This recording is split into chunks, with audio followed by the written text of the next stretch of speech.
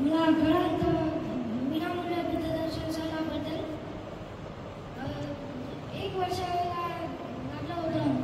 एक वर्षापूर्वी पप्पांना लावला होता नंबर, पण त्यावेळेस लागला नाही. यावेळेस 2024 मध्ये लागला. तर याचा मी खूप आभारी आहे. महेंद्र पिंपळे सर यांचा मी खूप आभारी आहे. मला ही सहल खूप छान वाटली आहे. मी बुद्ध भगवानला वंदन करून इथं आलेलो आहोत.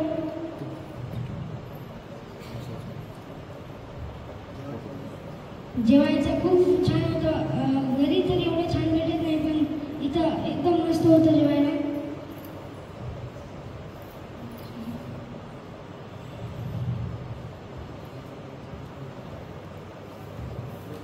जर आम्हाला आता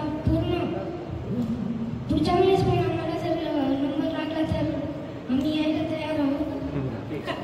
धन्यवाद. हॅलो, इथे जमलेल्या सर्वजणांना माझा क्रांतिकारी जय भीम. माझ्याकडून सुरुवातीला तर माझ्याकडून काही चूक झाली असेल तर मला माफ करावे. पिंपळे सरांच्या फॅमिलीला आणि सर्वांनाच. आमचा प्रवास इतका चांगला झाला की काही बोलण्यासाठी शब्दच असे उरलेले नाहीत. सरांचं जितकं कौतुक करावं तितकं कमी आहे.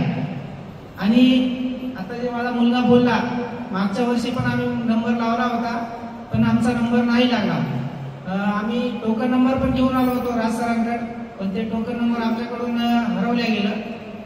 त्यामुळे आमचा थोडासा डिस्मोट झाल्यासारखं झालं होतं. पण यावर्षी आम्ही नंबर लावला. जवळपास 1 महिना आम्ही अशी वाटच पाहत होतो की आम्हाला फोन कधी येईल काय नाही.